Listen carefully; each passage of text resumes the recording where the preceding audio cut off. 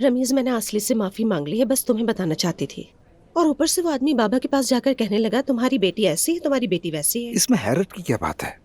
छोड़ो, वो सब कुछ गुजर चुका है, उसकी फिक्र करना छोड़ दो। मैं असल में तुमसे हमारे बारे में बात करने आया हूं नूर।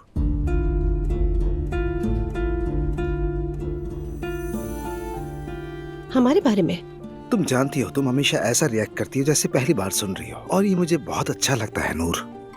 मैं तुम्हारी तरह लापरवाही से नहीं जी सकती। लापरवाह होना सीख लो नूर। मैं तुम पर तनकीद की बारिश करने नहीं आया। रमीज, मैं कुछ देर के लिए अकेले रहना चाहती हूँ। क्या हम बाद में बात कर लें? हाँ, क्यों नहीं, वक्त तो बहुत है। लेकिन देखो प्लीज, बहुत ज्यादा टाइम मत ले लेना, ठीक है? ठीक है। चलता हूँ फिर। अल्लाह हाफिज।